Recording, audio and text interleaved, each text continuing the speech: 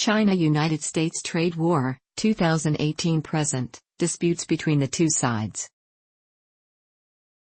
United States view, structure of China's political-economic system. The U.S. claims, with characteristic Communist Party-directed planned economy, Chinese state-owned enterprises and crony capitalism principlings gain the most benefits in most activities including the Belt and Road Initiative and Made in China 2025. The U.S., Japan, Canada, Mexico, EU countries do not recognize China as a market economy, alleging market distortions. Economist Erwin Stelzer states China's centrally directed economy with its goal to preserve Communist Party control of the politics and economy is relevant to U.S. trade policy. Political scientist and former White House National Security Officer Aaron Friedberg has also said the Communist Party regime has expanded its use of state-directed, market-distorting, mercantilist policies, especially since 2008. The 2018 congressional hearing U.S. Tools to Address Chinese Market Distortions discussed how the party leaves everything doctrine makes China's economy hard for the trading rules to deal with and results in many U.S. businesses bowing to pressure even though their decisions may jeopardize the future of their companies and the U.S. economy as a whole.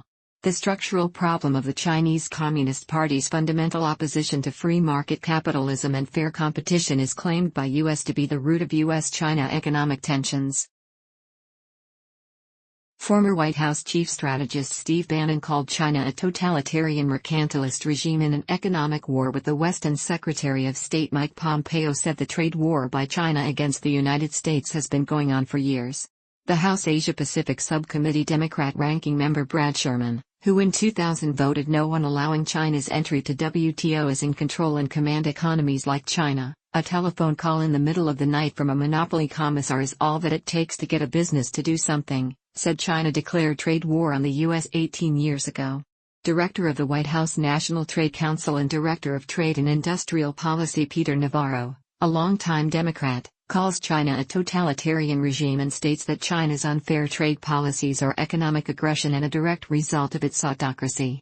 He emphasizes that economic security is national security and discusses trade in a broader geopolitical arena. President Trump in his 2018 UN speech stated China's market distortions and the way they deal cannot be tolerated, while also saying socialism or communism produces suffering, corruption, leads to expansion, incursion, and oppression. All nations of the world should resist socialism and the misery that it brings to everyone, which was seen as also targeting China. The White House criticizes China's market-distorting policies within China and around the globe. The White House report, the USTR report, Vice President Mike Pence's landmark China-focused speech and congressional report claims the forced installation of Communist Party committees and Communist board members in all companies, state-owned, non-state-owned, and joint venture foreign companies, to implement its policies, influence and even form veto power in hiring, selecting leadership, and investment decision-making and can be inconsistent with market signals. VP Pence blames China has chosen economic aggression, which has in turn emboldened its growing military. President Trump's China Issues Advisor Michael Pillsbury says the administration's demands challenge all the core elements of China's economic system and its links to the constitution of the Communist Party. China's view, structure of the United States political economic system. China claims that for a long time the U.S. government has brazenly preached unilateralism, protectionism and economic hegemony, made false accusations against many countries and regions, particularly China, intimidated other countries through economic measures such as imposing tariffs, and attempted to impose its own interests on China through extreme pressure. United States view, accusation of theft of intellectual property, technology and trade secrets. Richard Trumka, president of the AFL-CIO, which represents over 12 million active and retired workers, said that China had stolen U.S. intellectual property and bullied its way into acquiring critical U.S. advances in technology. He stated in March 2018 that tariffs aren't an end goal, but an important tool to end trade practices that kill American jobs and drive down American pay.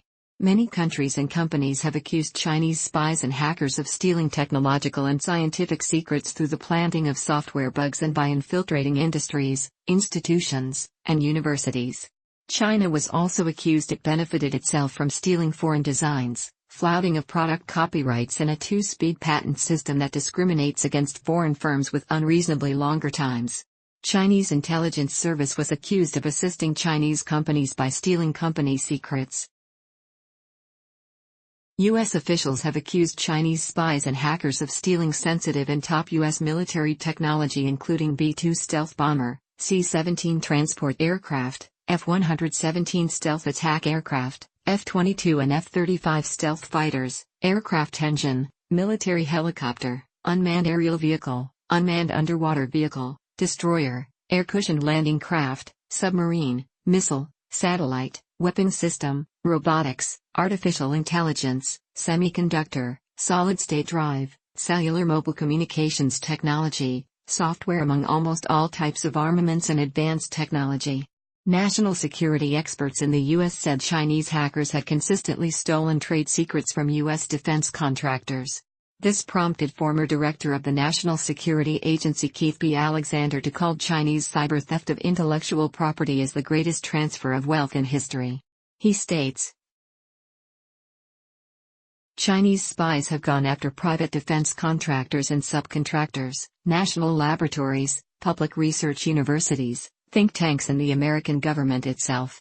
Chinese agents have gone after the United States' most significant weapons, such as the F-35 Lightning, the Aegis combat system and the Patriot missile system, illegally exported unmanned underwater vehicles and thermal imaging cameras, and stolen documents related to the B-52 bomber, the Delta IV rocket, the F-15 fighter and even the space shuttle. President Trump's action on Monday acknowledges the broad scope of the challenge. In August 2017, the U.S. opened a formal investigation into attacks on the intellectual property of the U.S. and its allies, which cost the U.S. alone an estimated $225 to $600 billion a year. China's view: the accusation about China's stealing advanced technology is false. Former U.S. Treasury Secretary for Clinton and economist Larry Summers once said, China's technological progress is coming from terrific entrepreneurs who are getting the benefit of huge government investment in basic science. It's coming from an educational system that's privileging excellence, concentrating on science and technology. That's where their leadership in some technologies is coming from, not from taking a stake in some U.S. company. China declared that its attitude toward the protection of intellectual property rights is clear and firm, and it has continuously strengthened protection at the legislative, law enforcement and judicial levels, and achieved remarkable results. United States view: forced technology transfer from U.S. companies to Chinese entities.